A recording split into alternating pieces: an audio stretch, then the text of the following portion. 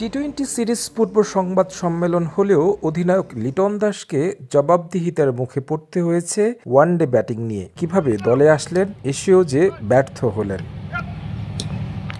তবে শর্টার ফরম্যাটের অধিনায়ক কোনো ভনিতা না করেই অকপটে স্বীকার করলেন ব্যর্থতা। চেষ্টা করেছেন ঠিকই, কিন্তু কেন যেন হয়ে উঠছে না। যে কোনো জায়গায় খেললে আমি চেষ্টা করি 100% দেওয়ার। আমি চেষ্টাই করতে পারবো। আমি এটা আগেও অনেকবার বলেছি যে আমি আমার চেষ্টা, আমি যেমন প্র্যাকটিসও করি, আমি সেম চেষ্টাও মাঠে করি। অনেক সময় হয়তো বা ফেলিয়ার চলে আসে, সাকসেস রেটটা খুব একটা আসে না।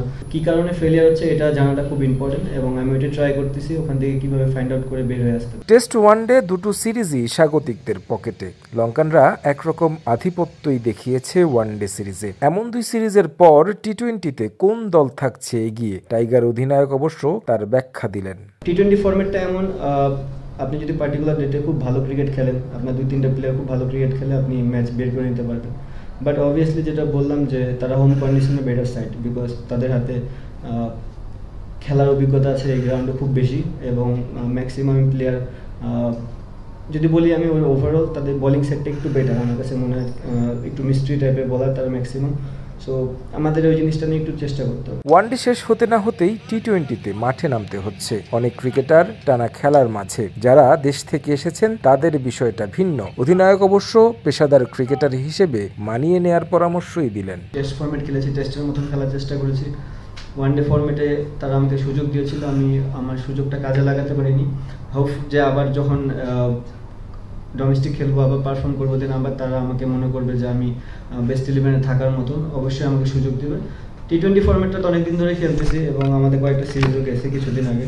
সো হোপ যে আমরা এই সিরিজে অ্যাজ এ টিম ঘুরে দাঁড়াতে পারবো। লঙ্কানরাও অনুশীলন করেছে লম্বা সময়। তাদের প্রধান অস্ত্র হাসারাঙ্গা সিরিজ থেকে ছিটকে গেছেন। কিছুটা চিন্তার ভাঁজ মাস্টার মাইন্ড সনাথ জয়সূরিয়ার কপালে। তবে পুরোটা সময় উইকেটটাই যেন পর্যবেক্ষণ করলেন এই লিজেন্ড। জয়টা যে চাইছে তারাও।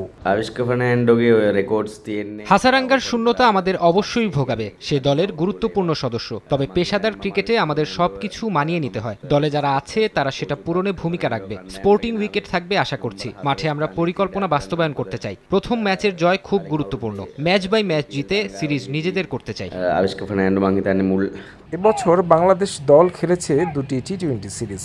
ইউএই এবং পাকিস্তানের বিপক্ষে দুটো সিরিজই হেরেছে লাল সবুজ।